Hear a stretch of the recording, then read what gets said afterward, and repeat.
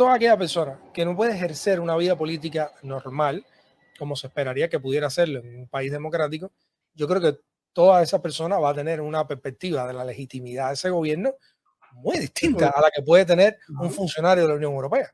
Esa persona va a decir, mira, yo soy una víctima de esto. Y como víctima, yo creo que tiene razones para pensarlo así, siempre y cuando también se analice, porque a mí no me toca también ponerme en su lugar. A mí me toca el papel de analista. Y yo creo que esa persona, sintiendo empatía por lo que hace, pues tiene razones legítimas para sentirse ignorado como ciudadano. Y si a la vez él ha participado de las políticas de cambio de régimen, también debe pensar en qué medida él ha violado leyes.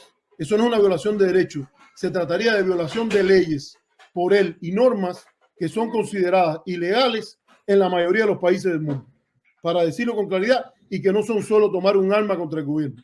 Por ejemplo, recibir dinero de un gobierno extranjero es considerado en muchos países, o diría en la gran mayoría de la comunidad internacional, un delito. Pero eso yo honestamente a veces me cuesta trabajo, y yo entiendo, pero me cuesta trabajo pensar en la legitimidad precisamente de esa medida cuando a partir de que tú disientes dentro del sistema, muchas personas han sido excluidos de los puestos de trabajo, han sido excluidos de los gremios profesionales, y han sido directamente un modelo económico directamente amenazados. Entonces, a veces yo digo, bueno, ¿qué opción le dejas? Si tú le cortas todos los medios de subsistencia, o sea, tiene que sobrevivir de alguna manera. Bueno, ahí hay algo que hay que incluir. De nuevo, el diagnóstico tuyo se ubica en el periodo anterior a la reforma económica. Hoy en Cuba, el que quiera vivir de participar en el sector privado, lo puede hacer. Y cuando vamos a estudiar por qué ese sector privado ha sido asfixiado, nos tomamos 2 tragos y yo te voy a dormir diciéndote todas las culpas que tiene el gobierno cubano. Y después cuando te despiertes te voy a volver a dormir diciendo todas las culpas que tiene la política de Estados Unidos para asfixiar también ese sector privado. Entonces vamos a poner todas las cosas sobre la mesa. Entonces, hubo alguien ahí que me pregunta, bueno, sabemos que el bloqueo está mal, entonces pero ¿qué hacemos? Bueno, yo digo, hay que seguirlo denunciando. Hay que ganar legitimidad como actor político con tomar distancia total y absoluta de la política de bloqueo. Si no, no es oposición leal. Para mí eso está claro. Oposición leal respeta el derecho internacional. Oposición leal se compra el discurso narrativa de derechos humanos completa, incluyendo qué actividades son legítimas para actores externos en la promoción de los derechos humanos. Oposición leal abraza la soberanía de su país y no le desea mal al país para que a ellos le vaya bien. 3 condiciones que son bien claritas ahí y explicadas. Y eso. Entonces, ¿qué hay que hacer todos los actores, desde la oposición política a los sectores más afines al gobierno? Operar desde los principios del derecho internacional. Entonces tú me dices, pero ¿cómo operar desde el derecho internacional si yo me siento oprimido por el gobierno? Bueno, el problema es que hay normas. El derecho internacional no son normas del gobierno cubano, son normas y los derechos humanos no tienen sentido sin hablar de derecho internacional, porque no puede haber derechos humanos si no hay derecho internacional. Los derechos humanos son normas que los estados convergen sobre cómo los gobiernos deben tratar a sus ciudadanos. Desviaciones hay, pero para invocar el paradigma, tú primero tienes que aceptarlo. Y entonces, si vienes a coger y a tomar los derechos humanos como una especie de un menú que tú puedes escoger el que te gusta y el que no te gusta, o puedes escoger una parte o la otra, no estás aceptando la normativa internacional. Punto. Entonces, todo tu esquema se te cae y empiezas a depender de algo que es muy importante en la política internacional, que es el poder. Tienes el apoyo de un gran poder contra un pequeño país y tú simple y llanamente quieres convertir el poder de la fuerza en fuente de legitimidad. Eso no es así, porque en última instancia, tu mayor defensa es la ley. Para un verdadero activista de derechos humanos en Cuba, y yo creo que nadie que defiende el bloqueo es un activista de derechos humanos. Porque por esto que te digo, no puedes depender una norma si tú no defiendes el sustento en el cual se basa. Pero para un auténtico activista de derechos humanos, la mayor defensa que tiene es la ley internacional. Porque si de lo que se trata es de poder, el mismo poder que se ejerce por el gobierno norteamericano sobre Cuba, también como fuente de una supuesta legitimidad, sería la que ejercería el gobierno cubano para imponer su legitimidad a los ciudadanos que sean díscolos, disidentes, varíen, etc. Un elemento, porque hay gente que ponen ahí los presos políticos. Y hay una pregunta, Ángel, tú gracias por tu presos políticos o flexibilizar. ¿Cuál debe ser primero? Mira, primero vamos a decir una cosa para que quede claro. Y esto para mí tiene una lógica también cartesiana. Si todas las personas, tomar que las personas presas son el pueblo de Cuba, eso es otra falacia de tomar la parte por el todo. Esas personas son parte inseparable del pueblo cubano, pero esas personas no son el pueblo cubano. Hablar de un pueblo cautivo, un pueblo preso, esas cosas, ni siquiera se puede decir que los que están presos fueron los que ejercieron el derecho a la protesta por una contradicción de números. Si ustedes mismos han dicho que hubo miles de personas en las calles protestando y están presos 700 y pico, está claro que hay un grupo grande de personas que formaron parte de las protestas que no están presos. Y eso es parte de la sofisticación de un gobierno para mantenerse en el poder. Aplicar la represión de una manera selectiva. O sea, el diagnóstico de una tiranía brutal masiva que le tiene puesta una bota al pueblo cubano en el cuello es un mal diagnóstico, porque se derivaría de allí que tienen preso al pueblo cubano completo, y eso no es verdad. Arturo, sinceramente no lo es. Mira, Cuba no es un campo de concentración como lo planteó la administración Trump y lo trataron, esa narrativa que ha sido tan central a la narrativa del exilio. Yo tengo que poner un matiz, porque yo también viví en Cuba y ciertamente no era una reconcentración de Weiler, pero las libertades para expresarte, para participar políticamente, para disentir, para que el país siga por el rumbo que tú legítimamente tienes derecho a influenciar en él, estaban ausentes. Y existe represión, no solo mira, la cantidad de presos que fueron por el 11 de julio era alrededor de 10 veces más la cantidad de presos que hubo en protestas que fueron incluso más violentas, como en Colombia o en Chile. O sea, la cantidad de presos que se tomaron después del 11 de julio, incluso, te lo voy a creer. Yo no estoy seguro de eso. Yo hice aquí un programa, analicé, vi las cifras de la cantidad de procesados en Colombia y las comparé con la cantidad de procesados en Cuba. En Colombia no pasaban de 100. Y conjuntamente con los 100 que se procesaron por las protestas, se procesaron a una cantidad significativa de agentes del orden que estuvieron cometiendo abusos dentro de esa... me estás diciendo cosas que de nuevo te digo, creo que son relevantes, pero distraen el debate. Sí, pero bueno, el punto que te hice y no has atendido, donde la polémica descansa, es que tu visión de tiranía versus paradigma es un modelo de análisis que no permite llegar a un diagnóstico apropiado de la realidad cubana.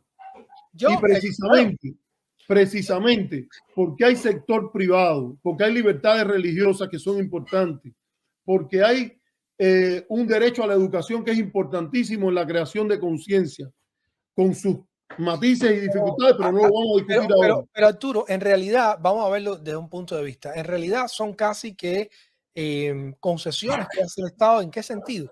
Al no haber y tengo que decirlo con conocimiento de causa, no hay un Estado de Derecho dentro de Cuba. Los mismos juicios que se hicieron a los propios procesados del 11 de julio muestran lo que pasó. Hubo presiones sobre los abogados, lo he cubierto una otra vez aquí. Ha habido, hoy mismo fueron presos familiares, que empecé este programa mostrando familiares de presos políticos que estaban... no vamos, vuelves de nuevo a lo mismo. Quieres discutir la legitimidad del gobierno cubano a partir de aportar un dato aquí, otro dato aquí. Tú para refutar el punto que te he hecho es que tendrías que decirme que todos estos elementos que te he dado de la soberanía externa, de la existencia de reservas de legitimidad en áreas como el proyecto político martiano, el nacionalismo, la idea de que en Cuba, por ejemplo, el Estado controló el brote de la pandemia de COVID sin ayuda internacional de una manera mucho más rápida que otros estados. Esos son fuentes de legitimidad. Si tú dices que eso no existe, yo creo que tienes que fajarte con la realidad, no conmigo. Yo creo que un estado que es capaz de atajar una epidemia de COVID sin ayuda externa o sin ayuda externa de otros estados, de la manera que lo hizo el gobierno cubano, crea un espacio de legitimidad. ¿Y cómo queda entonces? ¿Cómo queda ese espacio de legitimidad, Arturo, si durante el 11 de julio salieron miles de personas a las calles? Vimos los videos, fueron reprimidos. Te dije que tampoco lo refutas. Te dije que tampoco refutas que hay 700 y pico presos, pero según tú mismo habían 12.000 o 10.000. Sí, pero lo que a ver, la razón por la cual traje Colombia y Chile para esa refutación de la cual estás hablando es que en términos, vamos a decir, casi que operativos, ningún país que se enfrenta a unas protestas tan masivas encarcela a 6.000 personas. Lo más que he visto, que yo recuerde, fueron las detenciones recientes de Putin a nivel de las protestas contra la guerra, que llegaron a un máximo de 8.000 y fueron varios días de protesta. En Cuba se detuvieron, creo que más de 1.000 personas que empezaron en los encauzamientos. Eso superaba por 10 a otros países de la región. Cuba es un país de 11 millones de habitantes, Rusia es un país de más de 200 millones. Entonces, lo que te quiero decir es que porque haya 1.000 presos, no quiere decir que esa misma cantidad de 1.000 presos es una cantidad altísima en comparación con lo que ha sucedido con eventos similares en otros países. Yo te voy a aceptar ese argumento. Yo te voy a aceptar ese argumento para beneficio de la polémica, porque yo no tengo ese dato, pero te lo voy a aceptar.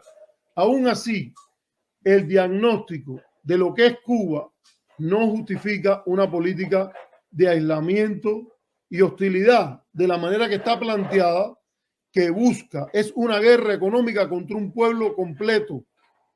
La única manera internacionalmente que imputaría la legitimidad del gobierno cubano es ante la presencia de un genocidio. Y lo que tú estás diciendo está muy lejos de la presencia de un genocidio. La única manera, por ejemplo, realmente no se puede. Fíjate, esos amigos nuestros, porque hasta yo después me he dado cuenta por el Facebook que tengo amigos que firmaron esa barbaridad. Yo no la firmé, no la firmé. Yo no la firmé. Yo no la firmé. No te estoy diciendo eso. Yo no te estoy diciendo. Lo que firmaron eso, desde el punto de vista de una mínima lógica, es simple y llanamente totalmente irracional. Pedir una intervención en Cuba supuestamente humanitaria, desde la perspectiva como lo hicieron también con manipulación, si una de las personas que estuvo detrás de eso y que alerté en mi programa el jueves, o sea, fue el 11, el 10 de julio, 9, el 8, entre las cosas que dije fue que se estaba generando una matriz de opinión a partir de manipulaciones, porque el mismo Juan Antonio Blanco, que dijo que la administración Reagan era fascista y que dijo que todos los que se habían distanciado del rumbo leninista de la revolución eran traidores a la misma, ahora que es el presidente de la Fundación de Derechos Humanos, creó un cuento por el cual el gobierno cubano rechazaba una ayuda humanitaria de 100 millones, de entre 20 y 100 millones de dólares que la comunidad cubana le estaba pidiendo a la administración, y que la administración nunca dijo que le iba a mandar esa ayuda a Cuba. Al final, mucho tiempo después, habló de 1 millón de vacunas, para que quede claro. No conozco ese episodio.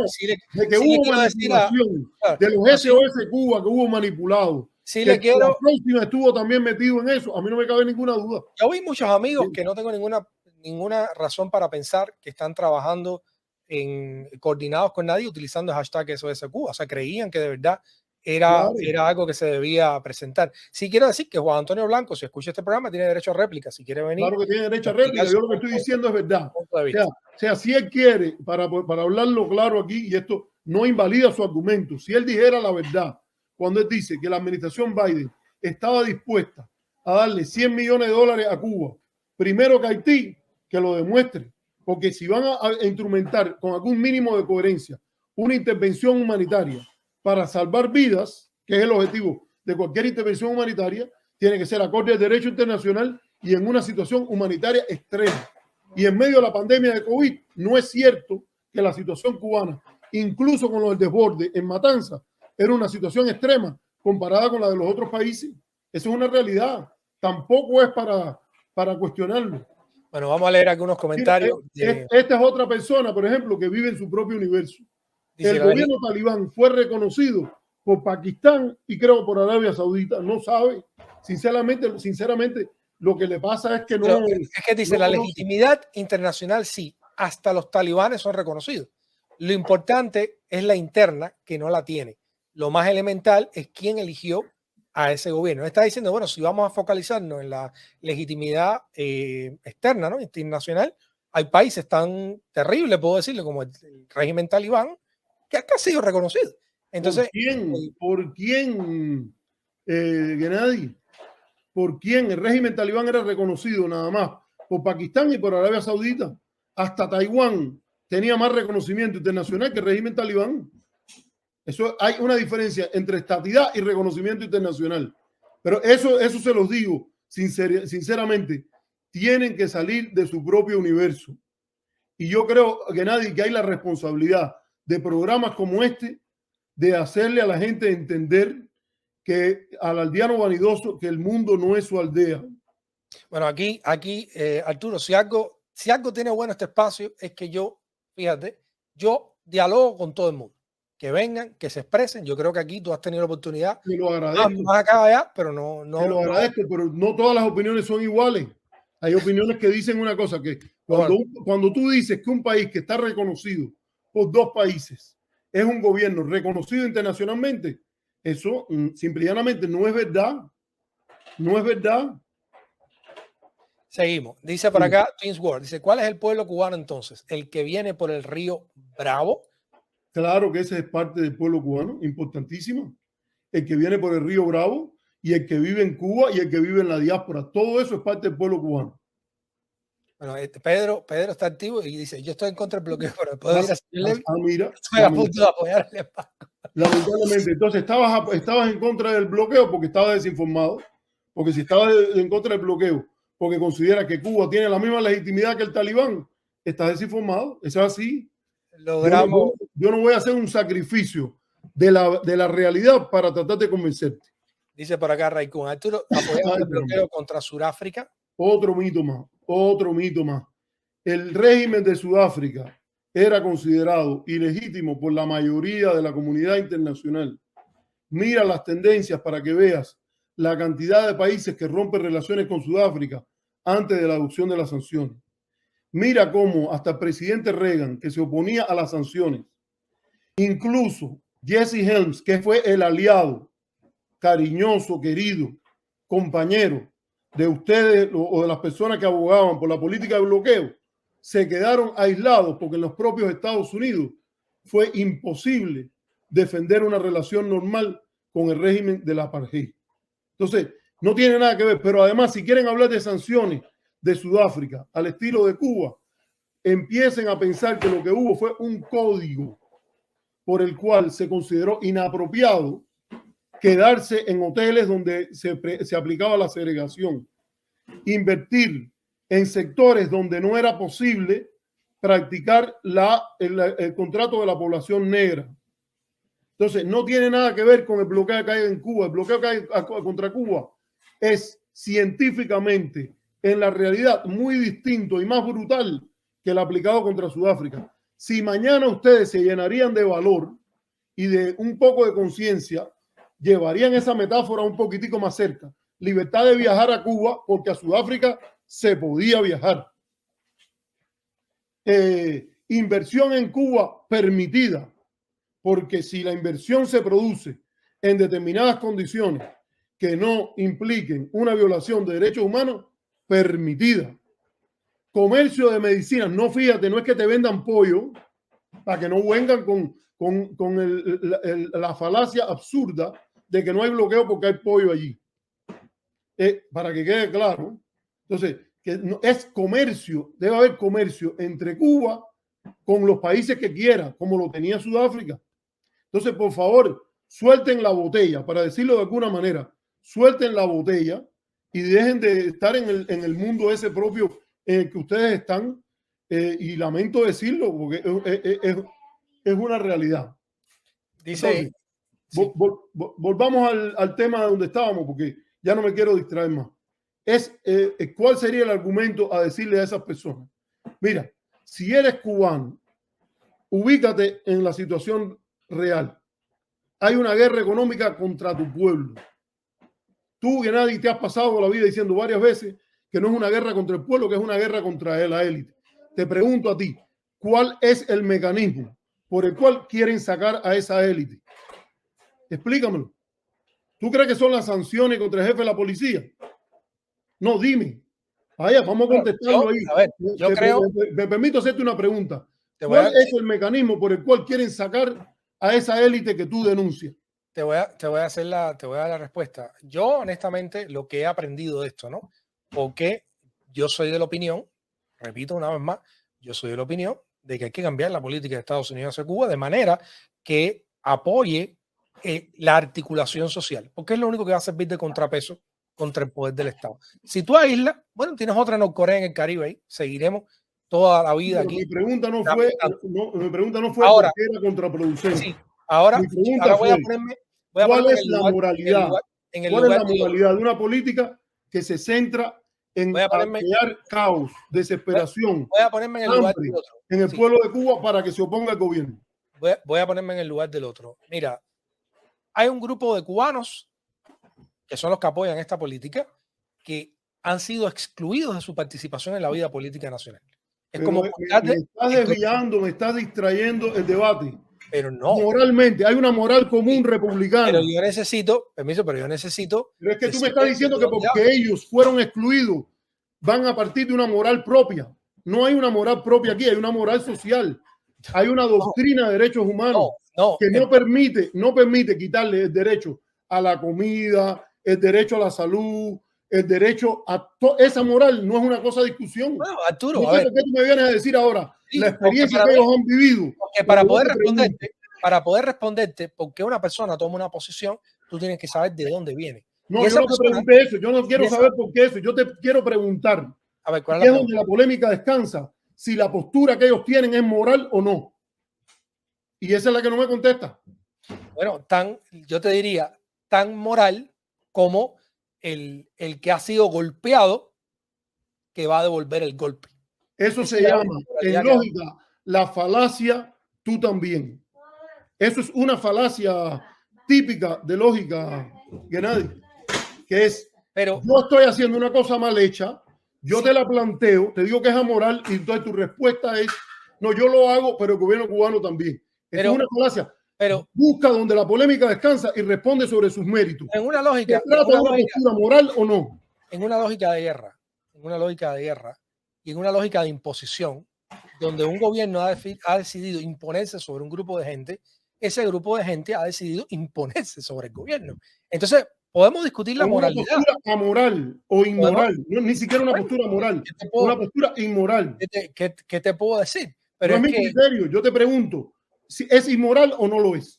Bueno, desde el punto de vista de que hay inocentes afectándose, pues yo diría que obviamente... No, desde el punto de vista que le causa daño a un pueblo. Tiene un componente, sí, pero repito, les causa daño a un sistema donde hay personas que de alguna manera también... Te repito la pregunta que todavía ni tú ni los del chat me contestan. ¿Cuál es el mecanismo por el cual le quiere hacer daño al gobierno? El mecanismo... de contestar. Bueno, a ver, una de las cosas para tener una polémica auténtica es vamos al lugar donde la polémica descansa y resolvemos la polémica. A ver, pero déjame articular la respuesta. Sí. Déjame articular la respuesta.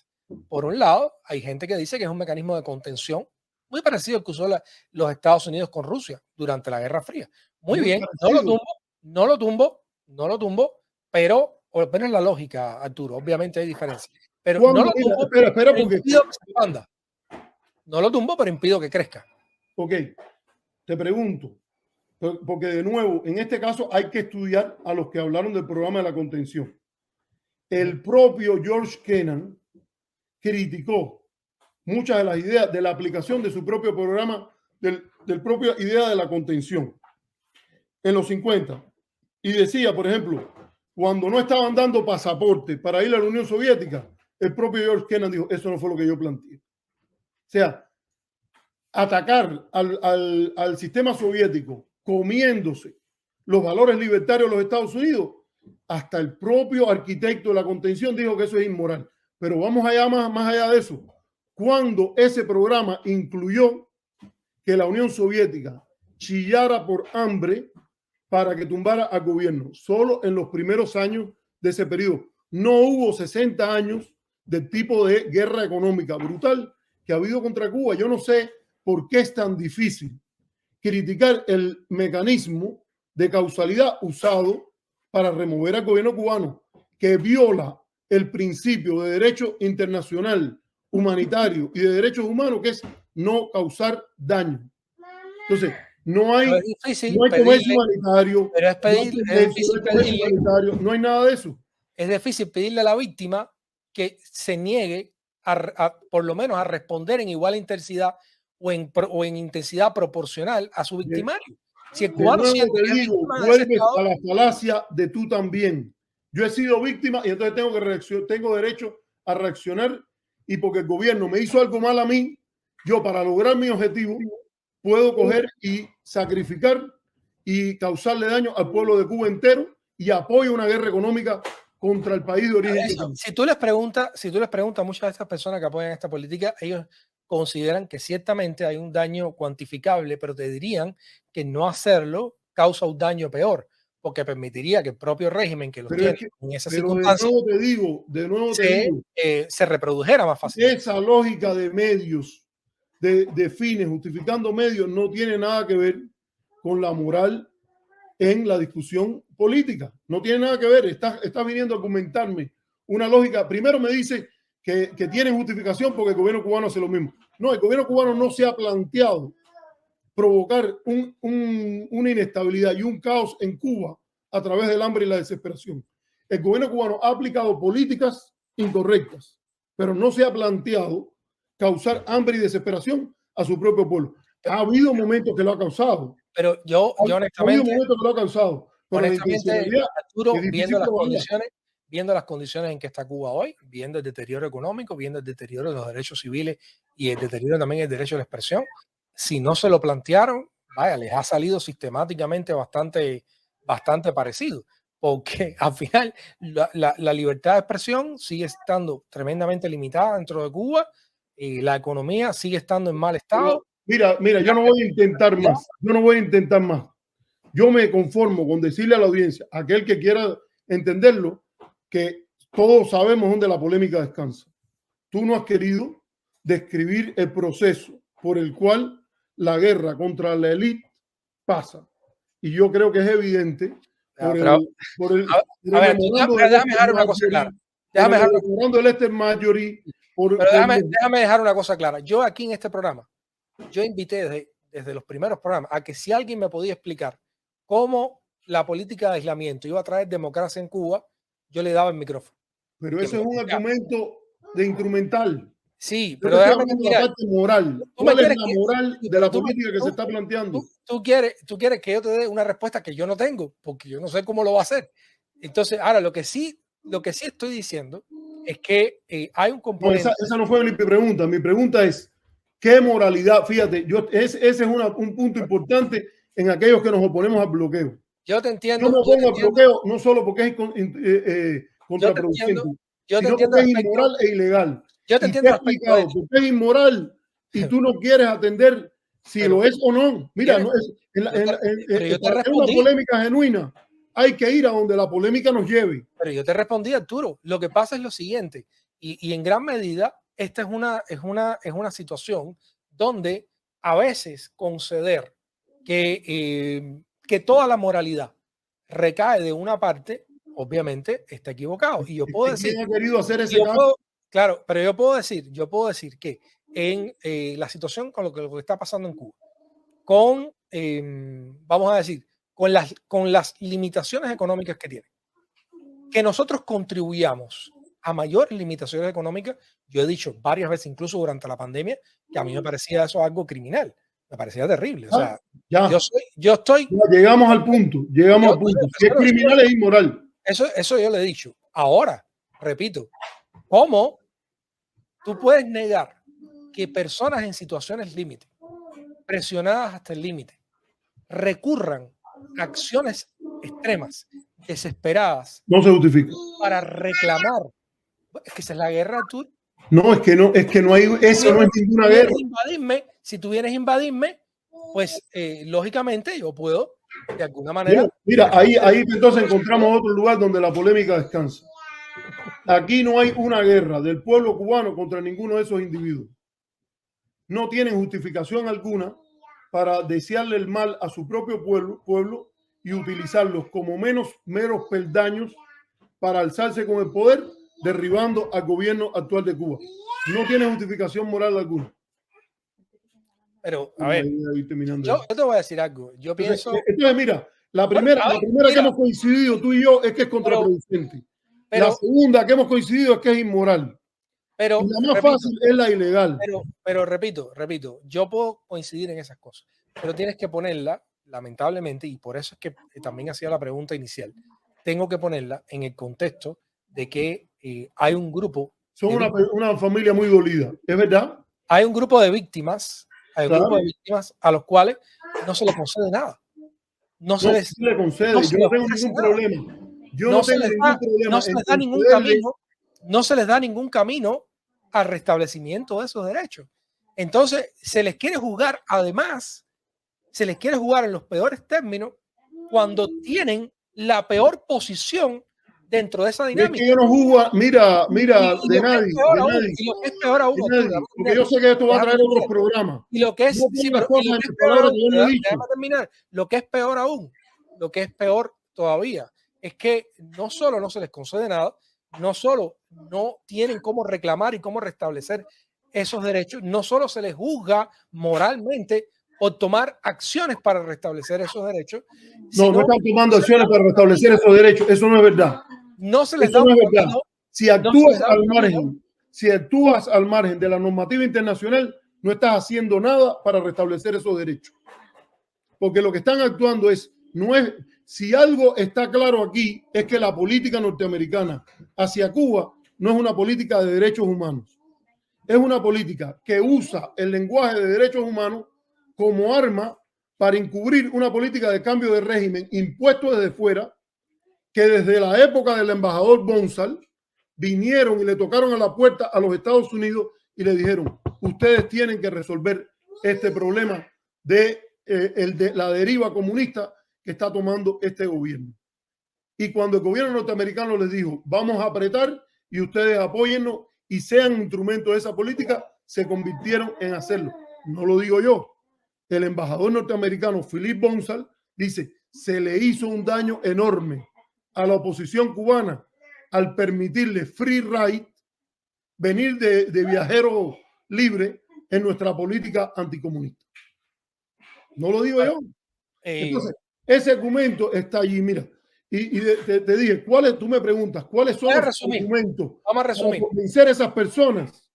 Yo creo que lo que tú estás diciendo de que han sido víctimas de abusos, excesos, malas políticas del gobierno cubano es un argumento legítimo para reconocerlos como víctimas, pero no es un argumento legítimo para reconocerle ninguna legitimidad a su apoyo como cubanos o como norteamericanos a una política que es irracional, contraproducente, ilegal e inmoral, que en esta polémica ha quedado claro.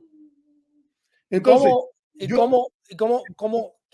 nunca he dicho, tú pusiste una palabra en mí, porque yo sé que vienen, fíjate, yo los conozco ya, vienen a poner palabras en mí si yo te las dejo pasar. Yo no dije que no habían víctimas de ese gobierno, nunca lo he dicho.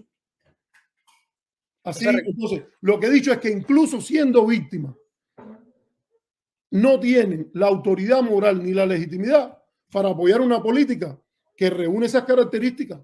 Porque de nuevo vuelves a querer respaldar un argumento donde hay que medir una política en sus méritos por la supuesta o alegada o real victimización de aquellos que lo defienden.